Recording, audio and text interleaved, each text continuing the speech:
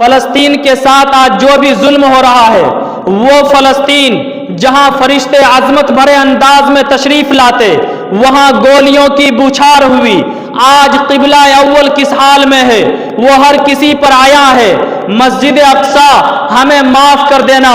ظالموں نے تجھے کس حال میں پہنچا دیا، تمہاری عظمت کو فراموش کیا جاتا رہا اور ہم کچھ نہیں کر پائے، تجھے اپنوں کی لاپرواہی نے کس حال میں پہنچا دیا ہے، تیرے چاہنے والوں کی کمزوری، تیرے دشمنوں کی مکاری نے تجھے کس تکلیف میں مبتلا کر دیا ہے۔ اب ہر وقت تیری چیخیں سنائی دیتی ہے، دل کرتا ہے تم پر قربان ہو جاؤں، دور رہ کر بھی تیرے غم میں شریک ہوں، تمہاری تکلیف دیکھ کر دل خون کے آنسو روتا ہے،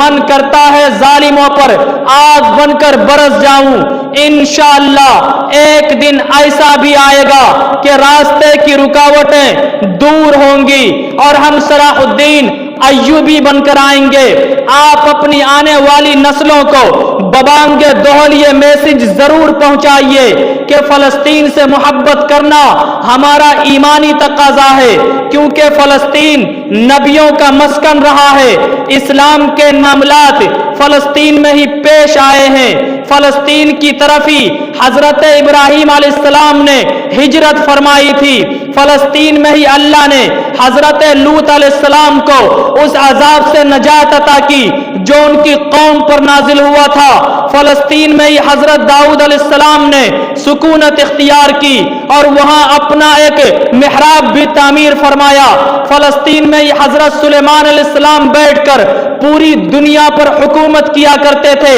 قرآن میں چیٹی کا وہ مشہور قصہ فلسطین کے اسقلان شہر کی وادی میں پیش آیا،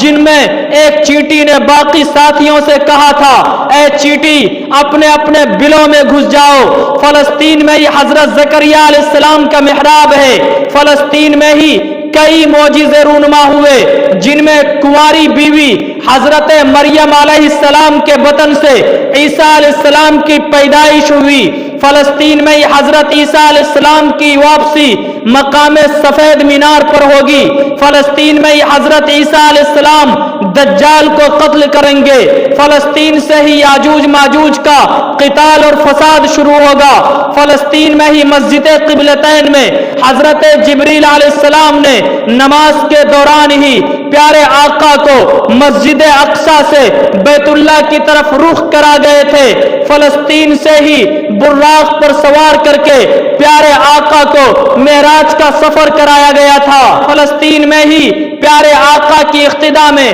سارے نبیوں نے نمازیں ادا کی، فلسطین کو ہی 27 رجب المرجب 503 ہجری جمعہ کے دن صلاح الدین ایوبی کے ہاتھوں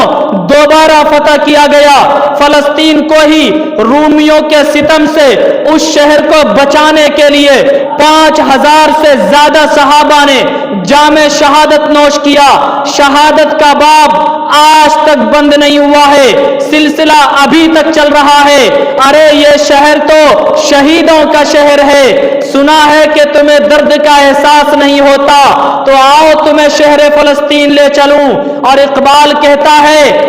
خاک فلسطین پہ یہودی کا اگر حق، یروشلم پہ حق کیوں نہیں اہل عرب کا، نگاہیں منتظر ہیں بیت المقدس کی فتح کے لیے یا رب، تو پھر کسی صلاح الدین ایوبی کو بھیج دے۔ کوئی جھکا سکے نہ جس کو، نہ گولی اس کو ڈرا سکی، نہ دھمکی اس کو دبا سکی، کب دشمن سے وہ ڈرتا تھا، دل اس کا شیر کے جیسا تھا، مظلوموں کی آواز